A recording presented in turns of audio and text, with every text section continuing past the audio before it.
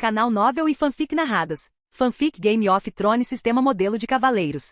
Capítulo 216. A História Perdida da Armadura Encantada. Lord Orsten, seja bem-vindo. Illyrio estava parado na entrada de sua mansão, tendo sido informado da chegada de Lygion com antecedência. Assim que o viu, deu um passo à frente e curvou-se respeitosamente. Os servos ao redor trocaram olhares surpresos com a demonstração de deferência de Illyrio. Como um dos magísteres de Pentos, Illyrio detinha considerável poder e influência. Mesmo ao encontrar seus companheiros magísteres, raramente demonstrava tamanha humildade. A última vez que se comportara dessa maneira fora quando Khal Drogo visitará Pentos. Lygion desmontou e caminhou até Illyrio. Lord Illyrio, o senhor já deveria saber por que estou aqui. Claro, respondeu Illyrio com a mão tremendo levemente ao ouvir as palavras de Lygion. Ele forçou um sorriso e acrescentou: por favor, acredite em mim, eu nunca quis que as coisas dessem errado. Lygion deu um tapinha em seu ombro e disse: relaxe. Se eu achasse que você tinha sabotado isso de propósito, não estaríamos aqui tendo essa conversa. Ele então olhou para os criados próximos que se ocupavam com suas tarefas, mas ocasionalmente lançavam olhares curiosos em sua direção. Tem certeza de que este é o melhor lugar para conversarmos?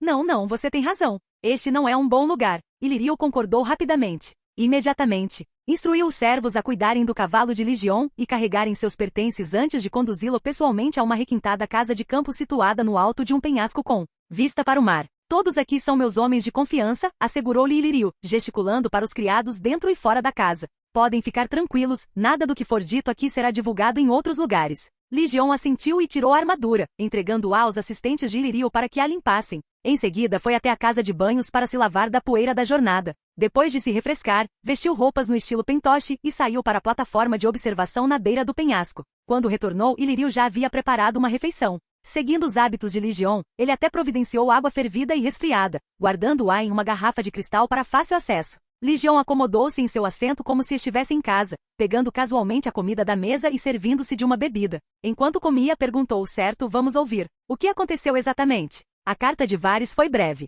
Eu estava cuidando de outros assuntos na época, então não pedi detalhes. Agora que estou aqui em Pentos, é melhor eu saber a história completa diretamente com você. Illyrio já esperava por essa conversa, mas ainda parecia um tanto inquieto. Ele levou um momento para se recompor antes de começar seu relato. Desde o início, quando Varys lhe deu o aço valeriano e pediu que encontrasse um mestre ferreiro em Qoor para forjar um conjunto de armadura encantada, Illyrio tratou o assunto com a maior seriedade. Ele sabia o quanto seu velho amigo desprezava a magia, mas Varys ainda lhe confiara algo tão intimamente ligado à feitiçaria. Só isso já bastava para Illyrio entender o quanto aquilo era importante para ele. Desde o início, ele designou uma equipe dedicada em Qoor para supervisionar a fabricação da armadura. Mais tarde, quando soube que quem havia encomendado a armadura era ninguém menos que Lygion Tarran, o lendário escolhido dos deuses de Westeros, e após conhecer o próprio Lygion em Porto Real, ele levou o assunto ainda mais a sério. Chegou a enviar 2 equipes adicionais para supervisionar a criação da armadura. Embora o processo de forjamento tenha encontrado algumas dificuldades, o resultado final foi satisfatório. A armadura foi concluída com sucesso. Para garantir o transporte seguro, ele reuniu uma escolta fortemente armada. Além dos homens já estacionados em Qoor, ele mobilizou mais 3 companhias de 200 soldados cada, formando uma escolta de 800 homens para transportar a armadura. No entanto, um desastre aconteceu perto de Goyandroy. O comboio foi emboscado pelos Dothraki, e toda a escolta foi massacrada. A armadura foi roubada. Posteriormente, Illyrio enviou homens para investigar, na esperança de determinar qual Khal Dothraki era o responsável. Ele pretendia negociar o resgate, ou pelo menos, reunir informações suficientes para dar a Lygion uma resposta adequada, em vez de parecer ignorante. No entanto, apesar de extensas investigações, ele não encontrou nada. Nenhum dos clãs Dothraki locais assumiu a responsabilidade pelo ataque. Era como se o ataque nunca tivesse acontecido. Será que era alguém se disfarçando de Dothraki? Perguntou Lygion, mergulhando um pedaço de pão na sopa. Illyrio assentiu. Essa também é a minha suspeita. Também enviei homens para investigar em Qoor. Se quem estava por trás disso estava especificamente atrás da armadura, certamente deixou um rastro por lá. Lygion continuou comendo e fez outra pergunta. E a armadura encantada em Braavos? Illyrio suspirou e explicou. Durante a investigação, descobrimos que logo após a armadura ter sido roubada, um grupo de Dothraki teve relações com a casa Soya de Qoor. Percebendo que Lygion talvez não conhecesse o nome, Illyrio fez uma pausa e aproveitou o momento para apresentá-lo à poderosa família nobre de Qoor. Assim como em Myr, o poder em Qoor é controlado por 3 facções principais. A Guilda dos Artesãos, que consiste em ferreiros, tecelões e carpinteiros. A antiga Igreja da Cabra Negra, e a Guilda dos Magos, que inclui bruxos, bruxas, adivinhos, piromantes e outros buscadores de poder místico. A maioria das elites de Qoor ocupa cargos dentro dessas facções e raramente interage fora de seus próprios círculos. Apenas um punhado de famílias antigas, aquelas com legados de longa data, conseguiram estabelecer influência em todas as 3 facções. A Casa Soyed é uma delas. Esta família existia muito antes de Valíria conquistar Coor. Segundo suas próprias alegações, eles estavam entre os fundadores originais da cidade e acreditam ter o direito absoluto de governar Coor. No entanto, poucos levam essa afirmação a sério. A conquista valiriana de Coor resultou na destruição de todos os registros antigos, não deixando nenhum relato definitivo sobre as origens da cidade. O único fato amplamente aceito é que os primeiros construtores estavam de alguma forma ligados à Igreja da Cabra Negra. Isso se deve em grande parte ao fato de o Templo da Cabra Negra ser a estrutura mais antiga de Coor. Sua antiguidade é comparável à do Grande Labirinto de Lorath, sugerindo que ambos foram construídos na mesma época. Toda a cidade de Coor foi construída com o Templo da Cabra Negra em seu centro. Embora a Casa Soyed tenha usado métodos questionáveis para elevar seu status, até mesmo seus detratores devem admitir que a família é poderosa. Eles ocupam assentos entre os sacerdotes da Cabra Negra e dentro da Guilda dos Magos, contam com vários adivinhos, magos de sangue, alquimistas, bruxas e feiticeiros das trevas, o que lhes confere influência significativa sobre os assuntos mágicos. No entanto, a verdadeira base do poder da Casa Soyed reside na Guilda dos Artesãos. Metade dos ferreiros de Coor vem de sua família, e seus melhores mestres ferreiros estão entre suas fileiras. Minha armadura mágica foi forjada por ferreiros desta família? Legion perguntou com a voz pesada. Ilírio assentiu. Enquanto a armadura estava sendo forjada, a Casa Soyed entrou em contato comigo diversas vezes, tentando comprá-la. Mesmo depois de pronta, tentaram ficar com ela em vez de entregá-la. Tive que exercer muita pressão por meio dos meus contatos em Coor para forçá-los a entregá-la. Então, quando o transporte foi atacado,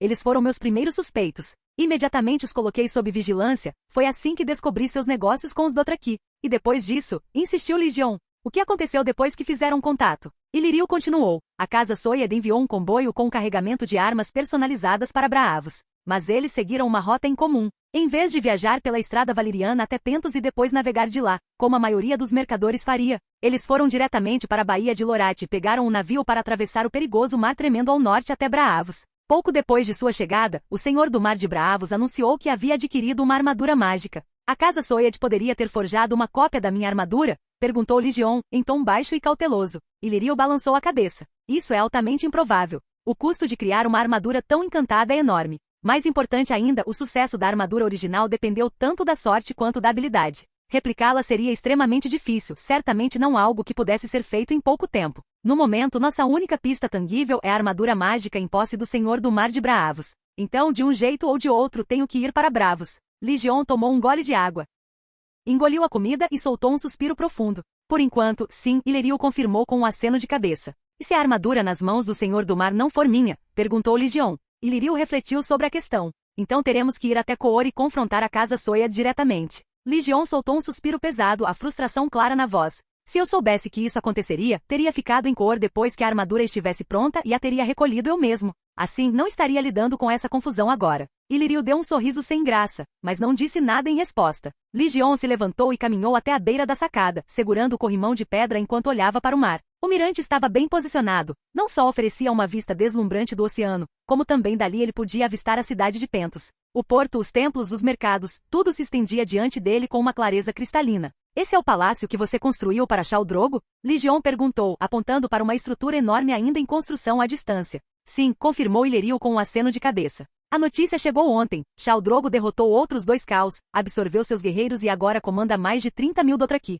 Ele se tornou o Khal mais poderoso das terras disputadas. Não demorará muito para que o caos entre os Dothraki se resolva. Parece que seu palácio não foi construído em vão, comentou Legion com um leve sorriso. Seu olhar então se voltou para um edifício abobadado de tijolos vermelhos em um canto remoto da cidade. No topo do telhado havia um par de estátuas de esfinge, réplicas em miniatura das famosas esfinges que guardavam a entrada da cidadela em Vila Velha. Claro, eram meras imitações. As estátuas originais carregavam uma presença que ia muito além da mera decoração. Legion ainda se lembrava da avassaladora sensação de desconforto que sentirá na presença delas. Naquela época, ele havia herdado recentemente as memórias do Cavaleiro Banido. Suas runas de dragão ainda não haviam atingido seu potencial máximo e, no geral, ele ainda estava fraco. No entanto, apesar de possuir a experiência de combate completa do Cavaleiro Banido, apesar de ter uma mente muito além da de um homem comum, ele sentiu uma inegável sensação de ameaça e até mesmo uma ponta de medo. Não havia dúvidas, o poder contido naquelas estátuas de esfinge não deveria ser subestimado. Como está indo a Academia Sinks em Pentos? Legion perguntou abruptamente.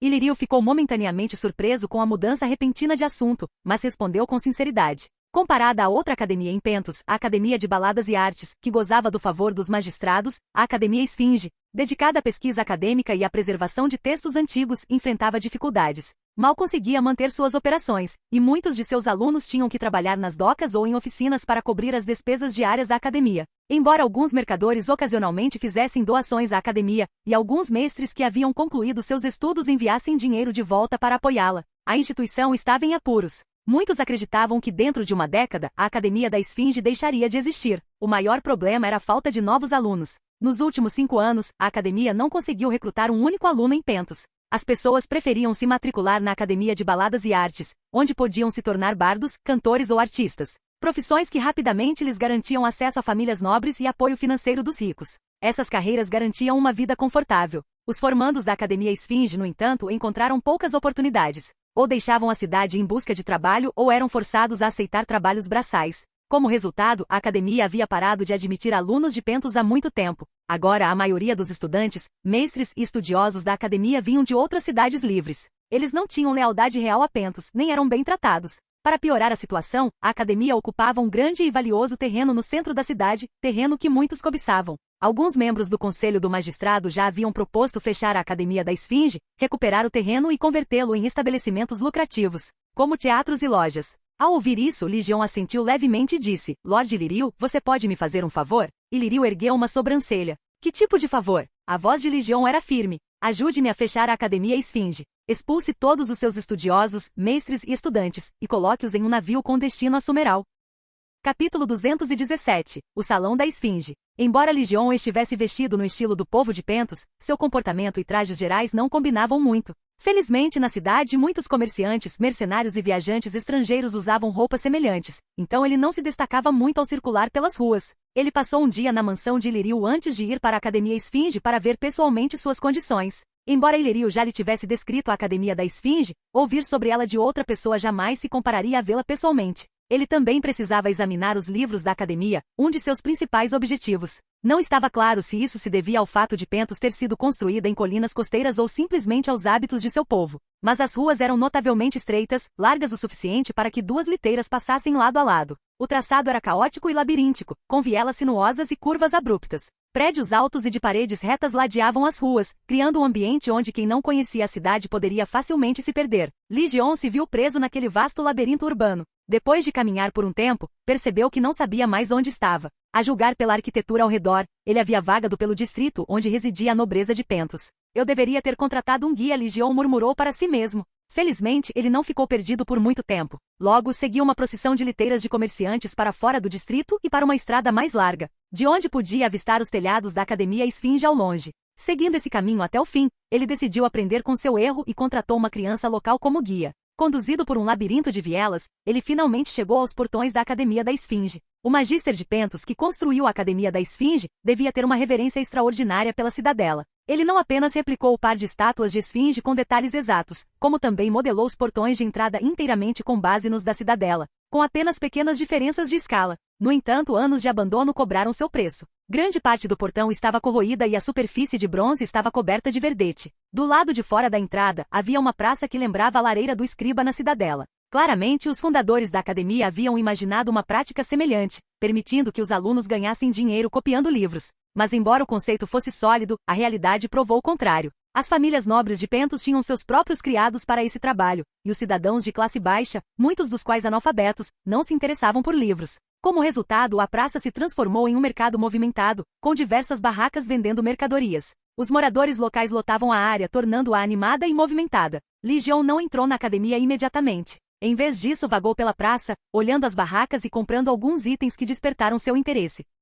Seu olhar pousou em um jarro de cerâmica de aparência antiga em uma barraca especializada em antiguidades. Ele foi imediatamente atraído por ele. Não era o jarro em si que o intrigava, mas os padrões esculpidos em sua superfície. À primeira vista pareciam comuns, mas após uma inspeção mais detalhada, percebia que era um arranjo fragmentado de runas antigas. A maneira como foram remontados retirou-lhes qualquer significado inerente, mas o design deu ao jarro uma aparência esteticamente agradável. Embora o conhecimento de Ligion sobre magia não fosse tão profundo quanto o de Malora, ele havia estudado runas extensivamente devido à sua conexão com runas de dragão. Sua pesquisa incluía os símbolos da Torre Alta em Vila Velha e aqueles esculpidos nas pedras de sacrifício dos caminhantes brancos. Por isso, ele reconheceu imediatamente que entre as gravuras espalhadas no jarro, havia runas tanto da Torre Alta quanto da muralha. No entanto, como haviam sido quebradas e reorganizadas, não possuíam mais nenhum poder sobrenatural. Curioso, Ligion pegou o pote e o examinou atentamente. Após confirmar suas suspeitas, virou-se para o dono da barraca e perguntou: de onde veio este pote? O vendedor, que estava encostado na parede, endireitou-se diante da perspectiva de fechar uma venda. Fiz um grande esforço para trazer isso de Lit, começou ele. Antes que ele pudesse terminar, Ligion o interrompeu. Não estou interessado no jarro em si. Só quero saber de onde ele veio. Diga-me. Enquanto falava, ele pegou uma moeda de ouro pentos e a ergueu. E está é sua. Os olhos do vendedor brilharam ao ver a moeda, embora ele tenha hesitado por um momento, claramente esperando que Ligion pudesse oferecer mais. Vendo isso, Ligion guardou a moeda no bolso e se levantou, preparando-se para sair. Percebendo que o cliente não ia aumentar o preço, o vendedor também se levantou rapidamente. Espere, espere. Vou te dizer de onde é. Ele estendeu a mão ansiosamente e depois que Ligion colocou a moeda em sua palma, fez um gesto para que ele se aproximasse. Em voz baixa disse: isto foi feito aqui mesmo, na Academia Esfinge. Se quiser mais detalhes, procure o Mestre Ryu. Ele é o responsável por fazer isto. Ligion ficou momentaneamente surpreso, mas, refletindo, não achou nada surpreendente. Até mesmo o mestre prateado como Ryu estava recorrendo à fabricação de antiguidades falsas para vender. Isso só reforçou o que Lirio lhe dissera. A Academia Esfinge estava em franca decadência. A porta da Academia Esfinge estava entreaberta, sem guarda. Do lado de fora, alguns estudantes haviam montado barracas, oferecendo serviços de escrita de cartas ou leitura para os cidadãos de Pentos. Alguns livros também estavam expostos para venda em suas mesas, mas, a julgar pelas capas gastas, era evidente que estavam ali há muito tempo, sem compradores. Os alunos na entrada não impediram Ligion de entrar na academia. Para eles, além dos livros lá dentro, que tinham algum valor, não havia mais nada que valesse a pena roubar. Não havia motivo para colocar guardas. Ao entrar, Ligion se viu em um vasto salão vazio. No centro, havia uma plataforma de pedra um pouco deslocada, onde um mestre vestido com um manto prateado estava sentado. A estrutura lembrava a corte do senescal da cidadela. Este mestre provavelmente servia como recepcionista da academia. Entretanto, o mestre parecia completamente apático, apoiando a cabeça em uma das mãos enquanto cochilava atrás da plataforma. Ligion se aproximou e bateu na mesa, despertando o mestre de seu estado de sonolência. O que você precisa? Perguntou o mestre, esfregando os olhos entreabertos antes de voltar seu olhar para Ligion. Quero ver o mestre Ryu, respondeu Ligion. O mestre balançou a cabeça.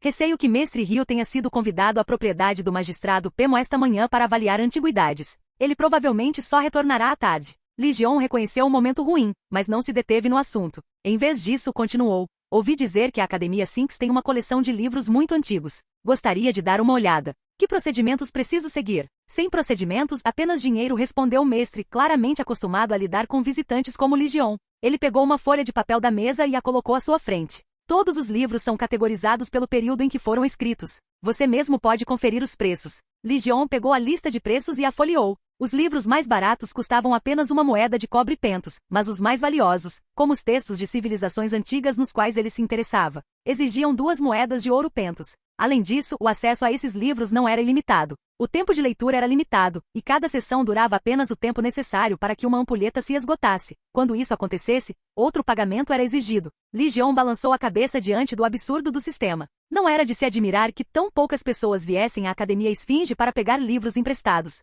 O custo era proibitivamente alto, não apenas para o cidadão comum, mas também para a elite abastada. Para aqueles com baixa capacidade de leitura ou compreensão lenta, terminar um livro podia custar uma pequena fortuna. A academia estava ciente das falhas em seu sistema de leitura, mas, como essas regras haviam sido estabelecidas desde o início e estavam profundamente interligadas a outras regulamentações acadêmicas, alterá-las teria consequências mais amplas. Ao longo dos anos, sucessivos líderes da academia optaram por manter o status quo, seguindo o princípio de melhor deixar as coisas como estão, em vez de arriscar perturbar as estruturas existentes. Como resultado, ninguém jamais tomou a iniciativa de revisar as políticas de leitura. Embora essas regras fossem um obstáculo para a maioria, elas significavam pouco para Ligion. Sua memória era excelente, ele só precisava ler algo uma vez para se lembrar completamente.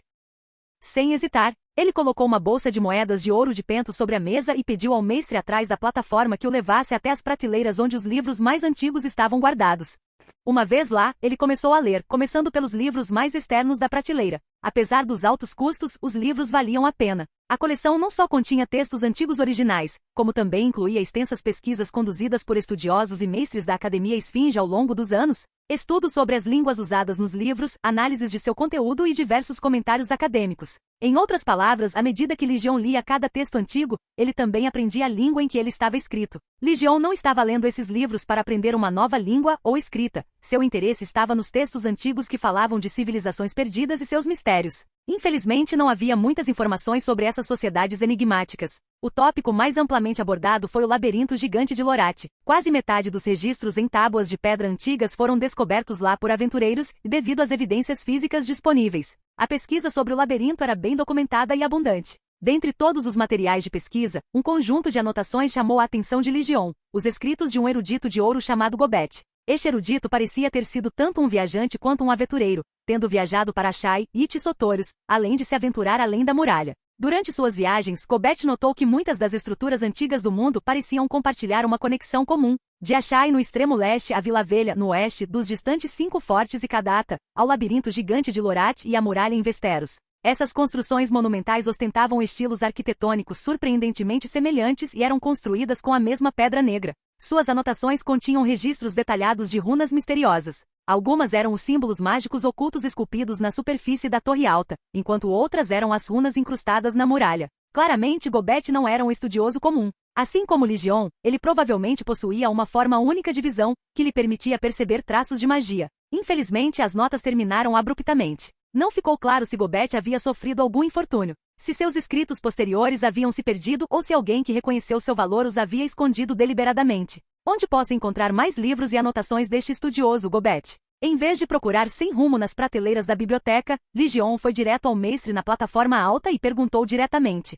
Mestre Hill seria quem perguntaria. Todas as obras de Gobet estão com ele, respondeu o mestre sem hesitar. Para ele Ligion era um visitante raro e valioso, então respondeu prontamente. Após obter as informações de que precisava, Ligion perdeu o interesse em continuar a leitura. Eventualmente, tudo na Academia Esfinge seria transportado para Sumeral. Quando chegasse a hora, ele teria acesso a todos os livros que quisesse, sem precisar desperdiçar tempo ou dinheiro. Casualmente, ele pegou um livro sobre a história das cidades livres, sentou-se em um banco de pedra ao lado do salão e folheou suas páginas para passar o tempo. Pouco depois do meio-dia, Ligion avistou Mestre Hill, o homem que ele havia encontrado brevemente fora da cidade, entrando, ofegante e segurando um livro grosso nos braços. Pela expressão em seu rosto, as coisas não estavam indo bem para ele. Mestre Hill, como foi sua viagem hoje? O mestre na plataforma imediatamente se levantou, correu e pegou o livro das mãos de Hill com um olhar preocupado. Da próxima vez, não me mande lidar com tolos. Nunca se pode explicar a autenticidade de um objeto a um idiota, resmungou Mestre Hill, respirando fundo para se recompor.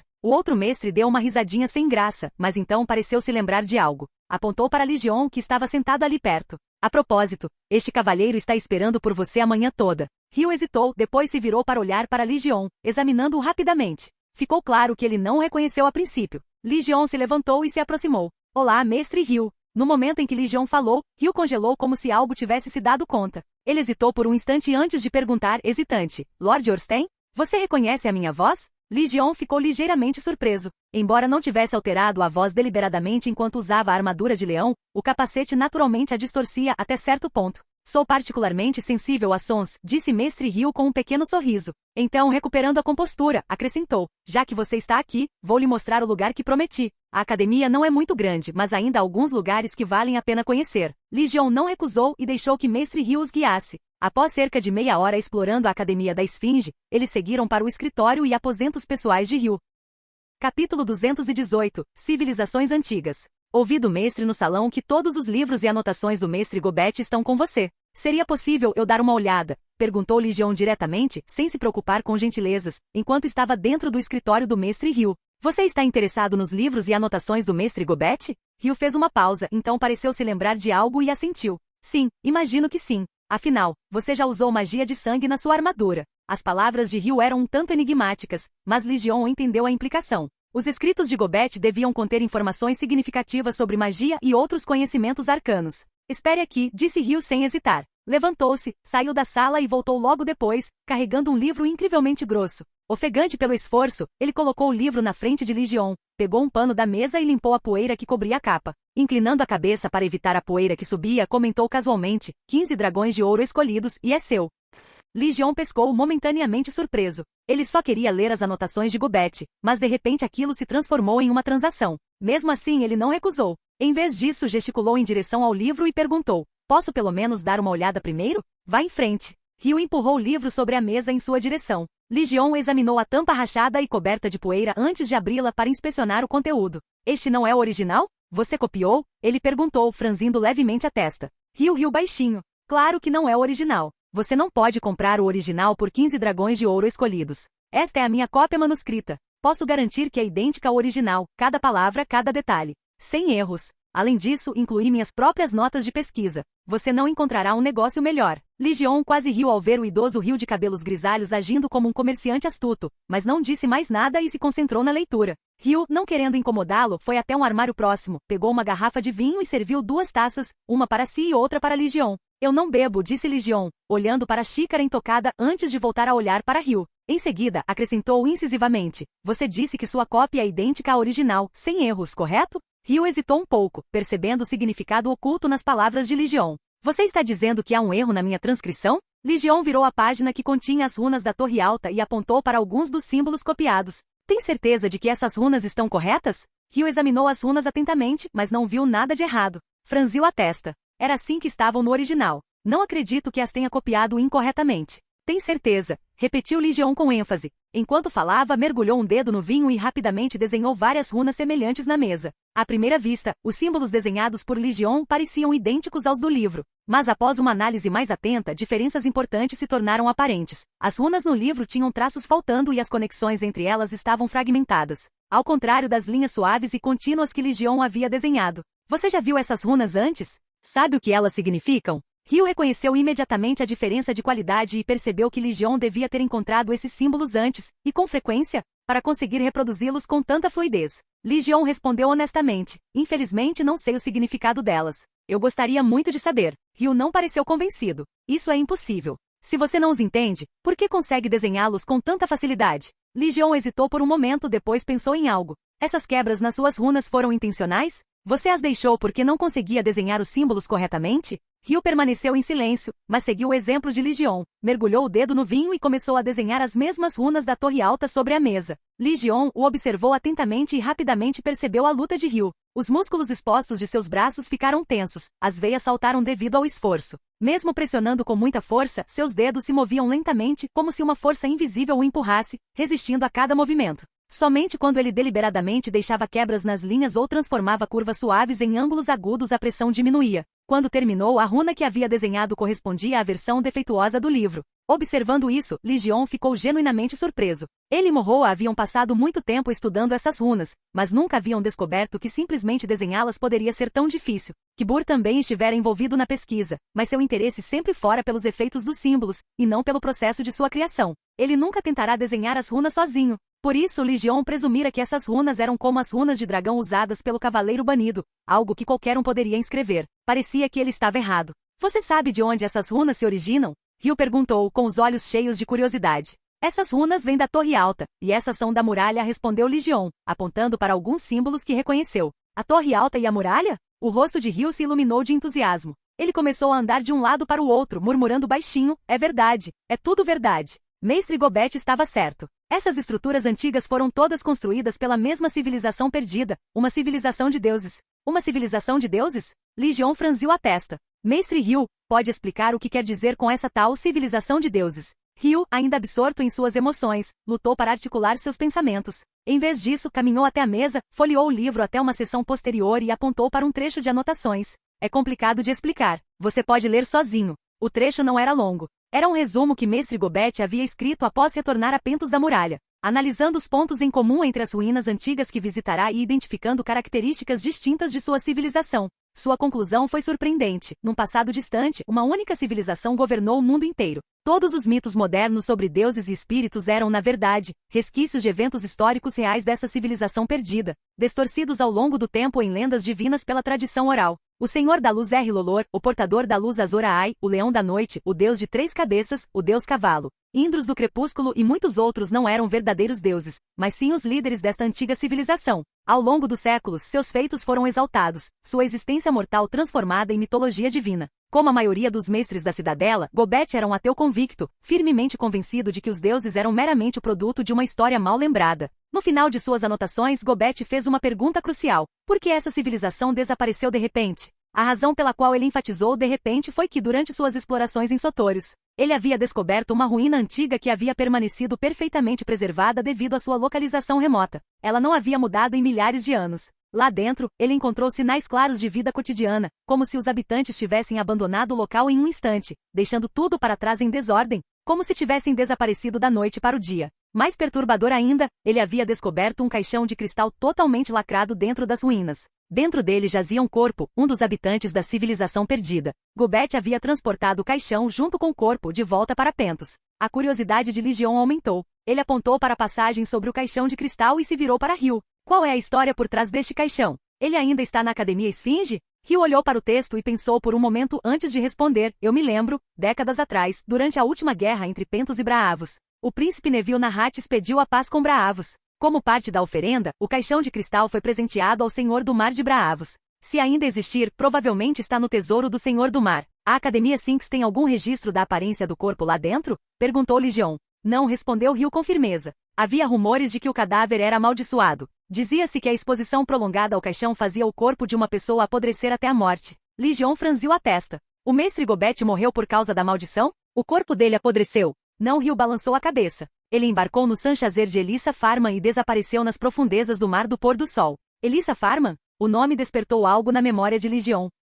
Ele se lembrou de que Tivin certa vez enviará agentes para tomar o controle da Ilha Bela e adquirir as lendárias cartas náuticas de Elissa Farman. Corlys Velaryon, a famosa serpente do mar, também alegara ter visto o Caçador do Sol em Ashai. Mas ele deixou de lado os pensamentos sobre Elissa e voltou sua atenção para Hugh, que finalmente se acalmara. Mestre Hugh, o senhor tem interesse em pesquisar civilizações antigas? Perguntou. Claro, respondeu Hugh, embora seu tom sugerisse que ele pressentia algo mais por trás da pergunta. Por que pergunta, Lord Orsten? Está se oferecendo para me patrocinar? Não, não sou patrocinador, sou contratado, disse Legion com a voz firme. Na verdade, eu não quero só você, quero toda a Academia Sphinx. Hugh ficou momentaneamente atordoado. Seu primeiro instinto foi pensar que Legion estava brincando, mas um olhar para sua expressão lhe disse o contrário. Ele estava falando sério, ele realmente pretendia reivindicar a Academia inteira. Lord Orsten, o que exatamente o senhor quer dizer com isso? Hugh perguntou cautelosamente. Legion não mediu palavras. Parece que a Academia Esfinge não está prosperando em Pentos. Você consideraria transferi-la para outro lugar?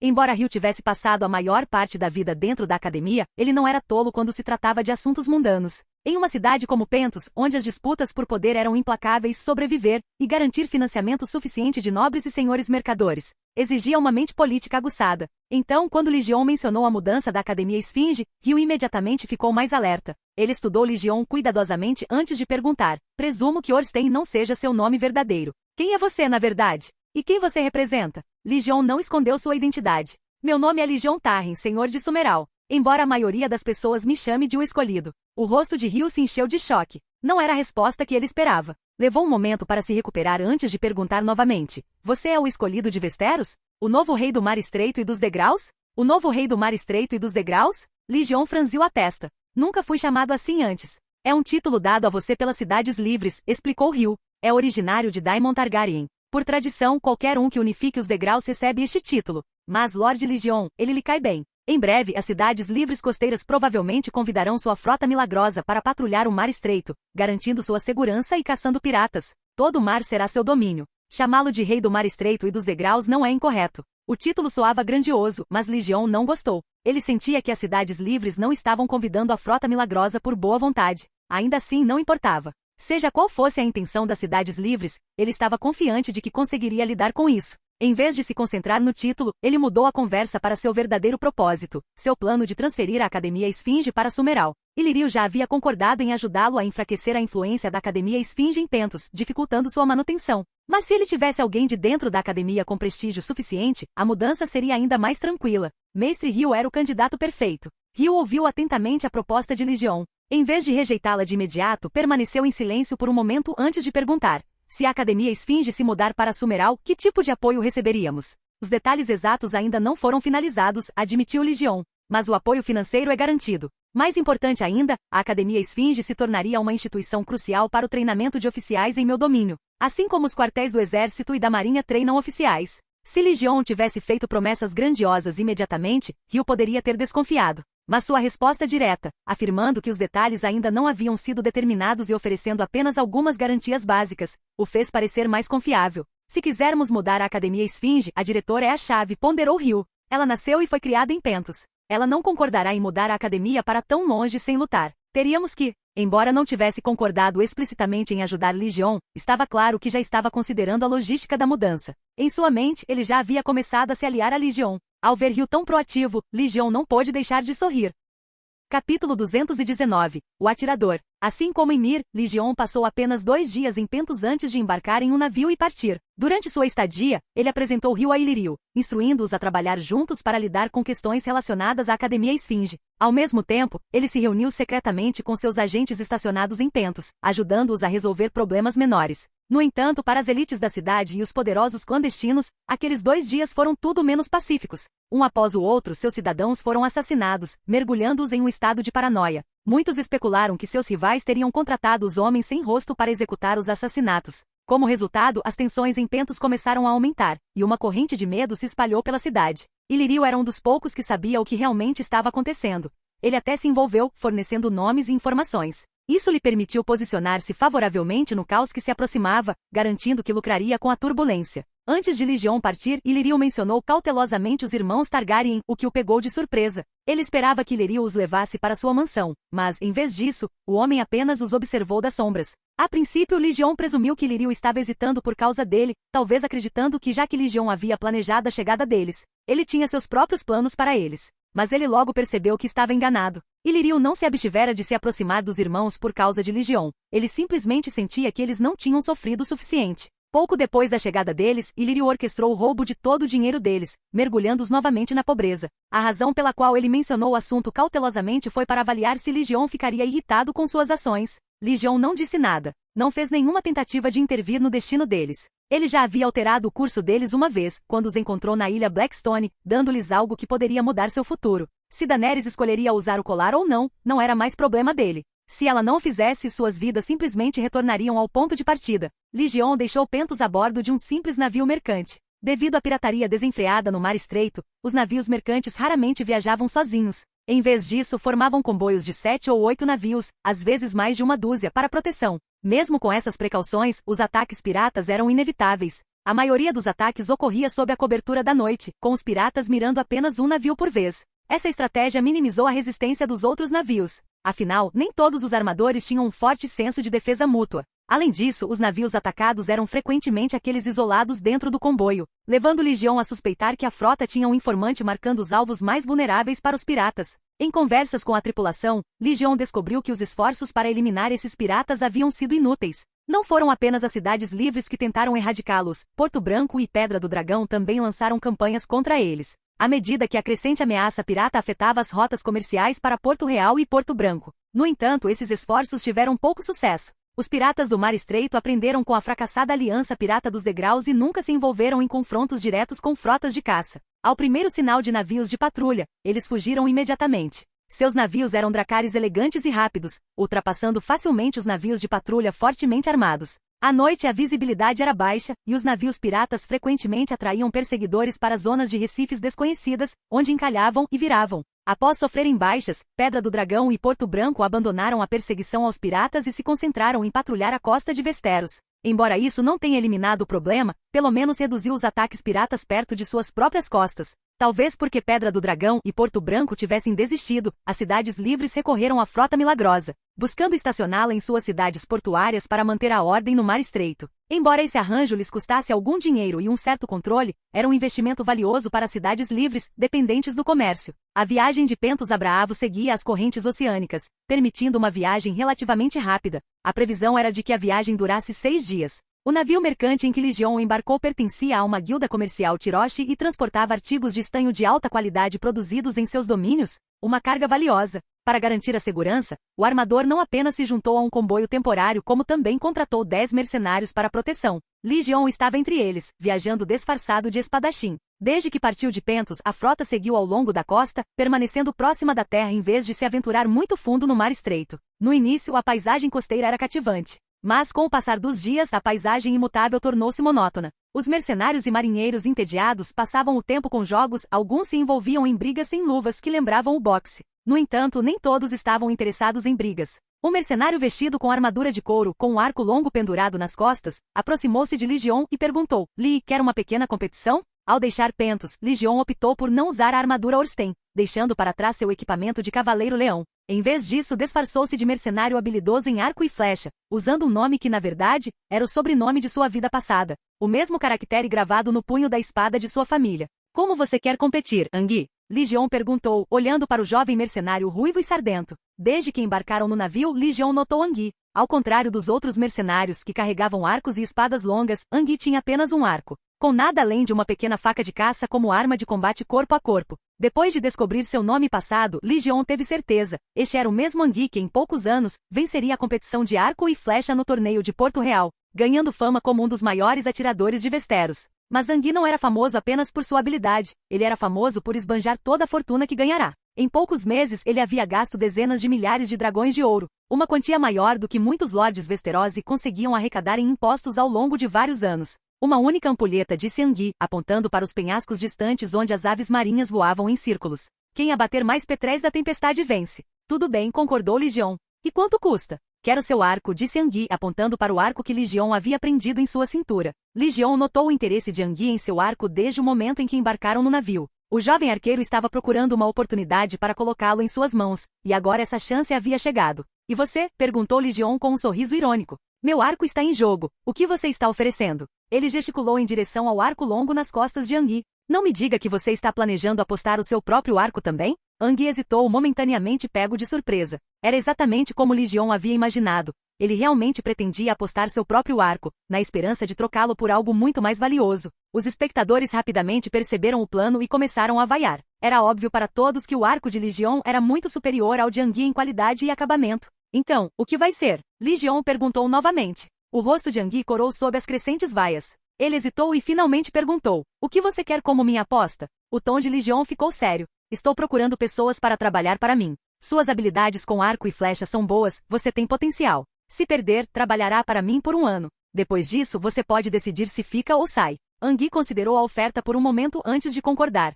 Tudo bem. Essa é a aposta. Com os termos definidos, os dois escolheram um marinheiro para atuar como árbitro. Cada um se posicionou no convés, firmando-se antes de tirar os arcos dos ombros e preparar as flechas. O velejador escolhido ergueu uma pequena ampulheta. Assim que deu o sinal, virou A, colocando-a sobre um balde entre os competidores. Anguille foi o primeiro a sacar e disparar. Ele se moveu com confiança, e sua flecha voou direto em direção a um petrel da tempestade no céu. Mas antes que sua flecha atingisse o alvo, Li Jion disparou seu próprio tiro, 2 vezes mais rápido. Sua flecha alcançou a de Anguille em pleno voo, partiu ao meio e continuou, perfurando 3 pássaros antes de cair no mar.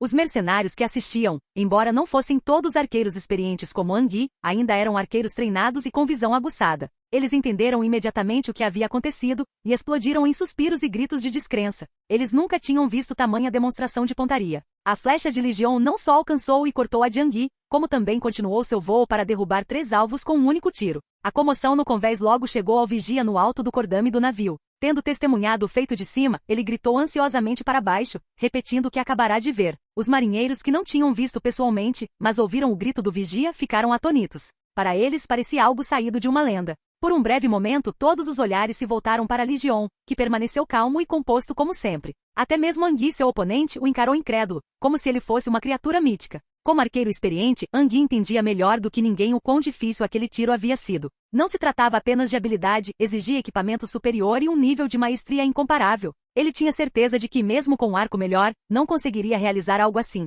Li Jion, imperturbável com a atenção, simplesmente gesticulou em direção à ampulheta. Não vai continuar? Você já está 3 pássaros atrás. Se não se apressar, vai ficar sem tempo. Acordado do seu torpor, Anguille cerrou os dentes e se concentrou. Embora soubesse que estava irremediavelmente em desvantagem, recusou-se a desistir. Preparou flecha após flecha, atirando com precisão. Quando os últimos grãos de areia atravessaram a ampulheta, ele já havia disparado 16 tiros. Mas nenhum único atingiu o alvo, porque cada flecha disparada por Anguille era interceptada por Li Jion. E a cada vez a flecha de Li Jion não só cortava o disparo de Anguille, como também continuava seu voo, derrubando 3 petréis da tempestade com um único golpe, cada um deles perfurando a cabeça com precisão. Assim que os últimos grãos de areia passaram pela ampulheta, o marinheiro que atuava como árbitro anunciou ansiosamente o resultado. A partida acabou. Li disparou 17 flechas e acertou 51 pássaros. Anguille disparou 17 flechas e não acertou nenhum. Li venceu.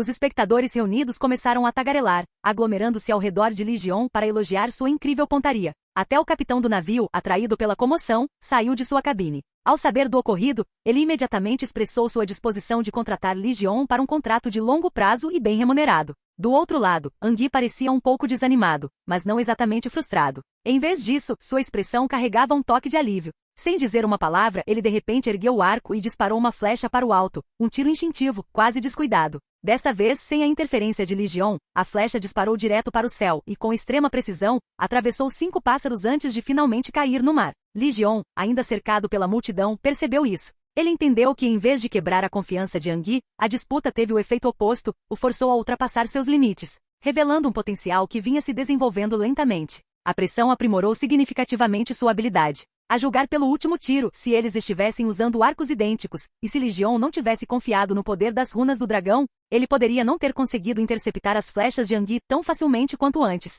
Justo é justo. Perdi a aposta. Agora sou seu homem. Angui pendurou o arco nas costas e abriu caminho entre os espectadores, aproximando-se de Li Jion. Então, como devo chamá-lo? Chefe, mestre, chame-me de senhor, respondeu Li Jion com a voz firme. Senhor? Angui piscou e soltou uma risada. Não esperava que minha sorte fosse tão boa, acabar a serviço de um nobre. Os mercenários ao redor trocaram olhares, alguns deles claramente invejosos. Para homens como eles, ser reconhecido por um nobre e aceito para o serviço era um dos melhores resultados que poderiam esperar. Quanto à revelação de que Li Jion era um nobre, não foi um choque tão grande. Muitos nobres Westerosi viajavam pelas cidades livres, sendo o mais famoso deles o príncipe Oberyn Martell de Dorne. Li Jion era apenas mais um entre eles. Mesmo assim, nenhum dos outros mercenários tentou abusar da sorte pedindo a Li Jion que os acolhesse também. Sua disputa com Angui deixou claro, nenhum deles estava nem perto de ser qualificado. Em vez de se humilharem, eles se contiveram. O capitão do navio, ao saber que Li Jion era um nobre, sutilmente mudou de atitude. Não insistiu mais para contratá-lo e até providenciou para que Li Jion tivesse uma pequena cabine privativa no porão,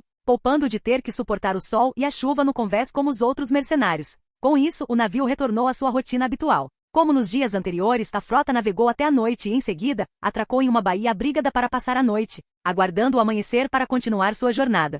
No meio da noite, um forte toque de buzina quebrou o silêncio, acordando todos a bordo. Levou apenas um instante para que percebessem. Estavam sob ataque. Piratas! Gritos e passos apressados ecoaram enquanto todos pegavam suas armas e corriam para o convés. Ao luar, eles conseguiam ver 4 ou 5 navios longos avançando em sua direção, cruzando as águas. Mesmo à distância, era evidente que cada embarcação transportava pelo menos uma dúzia de piratas. Os capitães do comboio reagiram imediatamente, ordenando que os navios se agrupassem. Pranchas preparadas foram içadas e fixadas entre os conveses, conectando os navios em uma única posição defensiva. Li Jion ficou parado junto à grade, observando os navios piratas que se aproximavam rapidamente. Então, olhando para Angui, deu um sorriso irônico. Mais uma rodada? Perguntou ele. Vamos ver quem mata mais piratas. Angui sorriu. Você está certo. Sem hesitar, ele sacou e disparou sua primeira flecha, lançando-a direto no inimigo. Um grito distante confirmou o acerto. Li Jion riu baixinho, tirando uma flecha da aljava e colocando-a na corda do arco.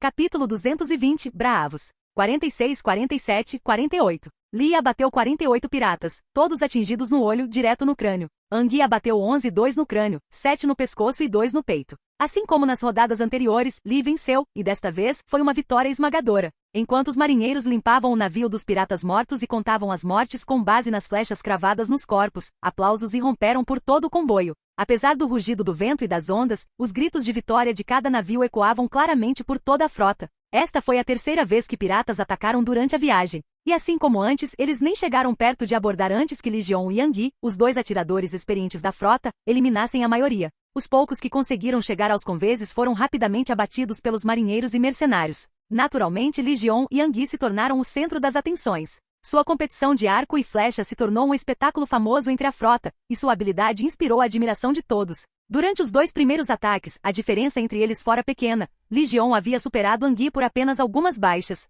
Mas desta vez, as coisas eram diferentes. Uma tempestade violenta transformará o mar em um turbilhão revolto, com ondas sacudindo os navios violentamente, dificultando tiros precisos. Angui teve dificuldades nessas condições, conseguindo apenas 11 abates, uma queda significativa em sua precisão habitual. Enquanto isso, Li Jion manteve sua precisão impecável, até mesmo melhorando. Quase 50 piratas caíram sob suas flechas, cada disparo atingindo-os no olho, perfurando seus crânios. Muitos marinheiros começaram a perceber que se alguém como Legion aparecesse em um campo de batalha, seria nada menos que um ceifador. Seus olhares para ele transmitiam não apenas admiração, mas também um traço de reverência. Este comboio teve um azar particularmente grande. 3 ataques piratas distintos em uma única viagem, cada um envolvendo de 4 a 5 navios e dezenas, às vezes mais de 100 de invasores. Em circunstâncias normais, pelo menos um navio mercante já teria sido perdido. Mas graças a Legion e Anguille, todos os 3 ataques foram repelidos com perdas mínimas. Apenas alguns marinheiros tiveram o azar de serem mortos. A maioria escapou com ferimentos leves. No geral, foi um desfecho feliz. No 7º dia após deixar Pentos, a frota finalmente chegou às águas próximas a Braavos. De pé no convés, a tripulação e os passageiros puderam avistar o imponente Titã de Braavos erguendo-se do mar à distância. Mesmo de longe, sua presença era avassaladora. À medida que as naves se aproximavam, a forma completa do Titã se tornou visível. O enorme colosso de pedra erguia-se montado na entrada da lagoa, com os pés plantados nas ilhas íngremes e rochosas de cada lado. Suas pernas formavam um enorme portal por onde todos os navios tinham que passar. Acima, seu corpo superior assumia a forma de um guerreiro, erguendo uma espada curta em uma postura permanente de desafio. O estreito sob os pés do Titã era a única passagem para Braavos, conectando o mar exterior ao vasto porto interior da cidade. Guardando essa passagem, havia bastiões fortificados e docas navais, lar da guarnição de elite e da frota de Braavos. Com defesas tão formidáveis, uma invasão por mar era quase impossível. Antes da ascensão da Frota Milagrosa, Braavos era considerada a potência naval indiscutível do Mar Estreito. Mas agora, esse título estava em questão. Não era apenas porque a Frota Milagrosa tinha o dragão canibal sob seu comando, embora isso certamente tivesse um papel. Mais importante ainda, seus navios de guerra eram excepcionalmente bem construídos, capazes de igualar ou até mesmo superar as melhores embarcações de Braavos. As notícias da Batalha Naval dos Degraus se espalharam por ambas as margens do Mar Estreito. Braavos naturalmente prestou muita atenção, reunindo todas as informações possíveis. Embora fosse verdade que o canibal havia auxiliado na batalha, seu impacto na estratégia geral fora limitado. A frota de Tirosh já estava à beira do colapso, e a intervenção do dragão apenas acelerara sua derrota. A verdadeira demonstração de poder viera das táticas da Frota Milagrosa. A Aliança Kraken trabalhará em coordenação impecável, isolando e destruindo sistematicamente todos os navios piratas. Até os almirantes mais experientes de Braavos foram forçados a admitir, se tivessem comandado sua própria frota naquela batalha, duvidavam que pudessem ter feito melhor. Embora o Estreito de Titã fosse largo o suficiente para a passagem de 3 ou 4 grandes navios mercantes, as correntes ali eram traiçoeiras. Navegar pela passagem exigia firmeza e habilidade náutica. Qualquer erro podia fazer com que o navio se chocasse contra as rochas ou colidisse com outra embarcação. Felizmente, o capitão do navio de Legion era um veterano experiente. Com facilidade e prática ele navegou pela passagem. O navio atrás deles, no entanto, não teve tanta sorte. Levado pela correnteza, perdeu o controle e colidiu com o navio que partia de Braavos. Felizmente, os danos foram pequenos, apenas um amassado no casco. Com alguns reparos rápidos, o navio conseguiria continuar sua viagem. Uma vez dentro da lagoa, o comboio serpenteou por ilhas densamente povoadas, seguindo o canal externo em direção às docas ocidentais de Braavos. Finalmente, sob a orientação de autoridades portuárias, atracaram nos cais lotados, atracando atrás de vários outros navios mercantes. Agora só faltava a inspeção alfandegária. Os funcionários da alfândega apenas inspecionaram a carga do navio e não demonstraram interesse pelos passageiros. Assim que o navio atracou, alguns pequenos barcos locais se aproximaram, oferecendo transporte até a costa. Legion pegou o restante de sua comissão do dono do navio e embarcou em um dos pequenos barcos com Anguille, rumo ao próximo Hagmans Harbor. As docas estavam lotadas de navios mercantes estrangeiros, e algumas embarcações, incapazes de encontrar espaço para atracar, não tinham escolha a não ser ancorar no mar, esperando por um lugar vago. Marinheiros, carregadores e reparadores circulavam apressadamente, mas as docas também estavam repletas de ladrões e mendigos. Eles rondavam em busca de alvos fáceis, aproximando-se sob o pretexto de mendigar enquanto furtavam carteiras com destreza. O clamor de vozes, gritos, pechinchas e xingamentos enchia o ar, em forte contraste com a paz do mar aberto, deixando os recém-chegados desconfortáveis. Embora Legion e Anguille também fossem estrangeiros, seus trajes mercenários e o ar de derramamento de sangue ao redor deles deixavam claro que não eram alvos fáceis. Os ladrões e mendigos instintivamente se afastaram, deixando-os sem serem incomodados. O que vem a seguir? Perguntou Anguille, dando um tapinha na bolsa de moedas em sua cintura. Seu olhar, no entanto, já havia se desviado para algumas prostitutas que passeavam pela rua, e ele parecia completamente distraído. Legion o ignorou, observando os arredores. Era sua primeira vez em Braavos, mas a cidade lhe parecia estranhamente familiar. Lembrava-o de uma famosa cidade aquática que visitará em sua vida passada. Não é o que faremos a seguir. É o que você fará a seguir. Legion olhou para Anguille, tirou um dragão de ouro escolhido especialmente cunhado e o entregou. Encontre um lugar para ficar. Quando seu dinheiro acabar, leve isso ao escritório de contato da Guilda dos Mercadores Milagrosos em Braavos. Eles organizarão seus próximos passos. Guilda dos Mercadores Milagrosos? Anguy pareceu atordoado, depois se virou para Legion surpreso. Você é de Sumeral? Legion não respondeu e simplesmente desapareceu na multidão. Anguy hesitou por um instante, pensando em segui-lo, mas acabou optando por outra opção. Com um sorriso ele caminhou em direção ao grupo de prostitutas. Ao contrário de Pentos, Legion não perdeu tempo vagando sem rumo em busca de hospedagem. Em vez disso, contratou um guia no cais para levá-lo a uma pousada mais confortável. Uma pousada confortável? O bravosiano falava alto valeriano fluentemente, sua pronúncia ainda mais pura que a de Legion. Quanto você está disposto a pagar? Enquanto falava, o guia observou Legion atentamente avaliando quanto ele poderia pagar. Legion tirou a bolsa contendo sua comissão, sacudiu-a levemente e disse, é tudo que tenho. Não ficarei aqui por mais de 10 dias. O guia pegou a bolsa, deu uma olhada rápida e calculou rapidamente a quantia. Tirou algumas moedas de cobre para si, guardou-as no bolso e devolveu o restante a Legion. Sem mais delongas, conduziu-o por um labirinto de ruas estreitas e pontes entre ilhas, rumo ao norte. Depois de alguns minutos, chegaram a um lago artificial circular. O guia apontou para um complexo de 4 prédios de 3 andares perto da água. Aquele é o Sheephead Inn, o melhor alojamento perto do cais. Das varandas, você pode ver todo o porto. Se tiver sorte, pode até testemunhar uma colisão de navios no cais. É mais divertido do que qualquer peça de teatro. Legion olhou para a pousada movimentada e para as ruas barulhentas ao redor. Balançando a cabeça, disse, preciso de um lugar mais silencioso. Está muito barulhento. O guia considerou o pedido e disse, para um lugar mais tranquilo, você gostaria de uma pousada na Ilha dos Deuses. Mas o preço? Está tudo bem, interrompeu Legion. Ainda tenho algumas economias. Nesse caso, siga-me. O guia conduziu Legion por vários becos até chegarem a um canal. Ele gesticulou para que Legion alugasse um pequeno barco, e eles partiram, deslizando pelo intrincado sistema de canais da cidade. Ao passarem por baixo de uma ponte em arco, a vista se abriu de repente, eles haviam entrado no Canal dos Heróis. Em ambos os lados do canal, havia estátuas imponentes de antigos senhores do Mar de Braavos. Cada uma usava um manto de bronze e segurava um objeto simbólico diferente. Suas expressões solenes e imponência exalavam uma presença inegável, inspirando um senso de reverência em quem passava por baixo delas. O barco passou por baixo de várias outras pontes, cada uma conectando diferentes ilhas e distritos. Finalmente, eles emergiram no lago central que cercava a Ilha dos Deuses. A ilha era dominada por grandes estruturas religiosas, cada uma inconfundivelmente pertencente a uma divindade diferente. Pelos seus distintos estilos arquitetônicos, era fácil identificar quais templos, santuários e santuários pertenciam a quais deuses. Navegando próximo à costa, o barco contornou as pedras fundamentais do Templo Vermelho. Navegando em direção ao sul passando sob a ponte em arco diante do Templo do Cantor da Lua, Legion avistou o Santuário da Senhora das Lágrimas. As 3 torres longínquas do Deus de 3 cabeças. Os portões da Casa do Preto e do Branco e uma infinidade de outros templos e salões dedicados a divindades cujos nomes ele sequer reconhecia. Então, além dos templos desconhecidos, Legion avistou um sigilo familiar adornando o telhado de um grande salão. A estrela de 7 pontas, o emblema da fé dos 7. Apesar de estar longe de Westeros, a fé dos 7 permaneceu uma das religiões dominantes em Braavos. Seus seguidores ali não eram menos devotos que os dos Cantores da Lua. Olhando para o leste da ilha onde ficava o Septo dos 7, era possível ver a grande cúpula verde do Palácio da Verdade, o segundo edifício mais magnífico de Braavos, superado apenas pelo Palácio do Senhor do Mar. Quando o barco passou pela Ilha do Septo, um templo em uma ilha próxima chamou a atenção de Legion, deixando surpreso. Este templo tinha quase o mesmo tamanho do Septo dos 7 e, a julgar pela relativa novidade dos materiais de construção, provavelmente havia sido construído nos últimos anos. O que realmente surpreendeu Legion, no entanto, foi o emblema sagrado no topo do templo, uma variante do brasão de sua família, adaptado para o emblema do Deus da Tempestade por seus seguidores.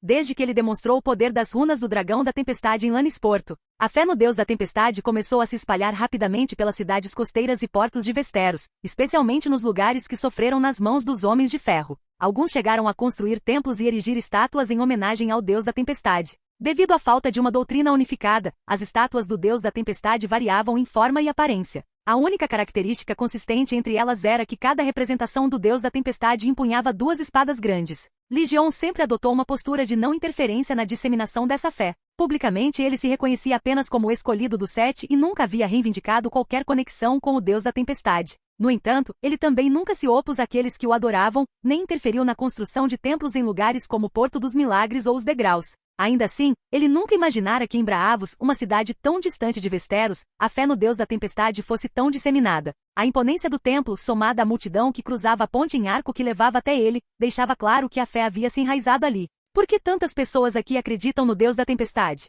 Legion perguntou ao guia, incapaz de reprimir sua curiosidade. Claro, para abençoar seus navios e garantir viagens seguras, respondeu o guia, olhando para o templo enquanto fazia um gesto religioso com a mão. O deus da tempestade garante a passagem segura pelas tempestades mais violentas. Naturalmente, muitos optam por acreditar. Lee Jeon fingiu ceticismo. E a fé no deus da tempestade realmente funciona? O guia franziu a testa com uma expressão de desgosto. Ele levou a mão ao pescoço e tirou um medalhão, o emblema do deus da tempestade pendurado em um cordão de couro. Há um ano, o navio em que eu estava foi pego por uma violenta tempestade e naufragou. Havia 67 pessoas a bordo. Apenas 7 sobreviveram. Todos nós 7 éramos seguidores do deus da tempestade, e eu era um deles. As histórias do deus da tempestade protegendo seus fiéis do desastre são incontáveis. Se não, por que você acha que os fiéis juntaram seu dinheiro para comprar esta ilha e construir um templo em sua homenagem? Ele acrescentou com bastante orgulho, eu até contribuí para a construção. Enquanto ele falava, o barco chegou ao cais. O barqueiro encostou uma escada de madeira no pier de pedra, gesticulando para que Lee Jeon e o guia subissem à terra.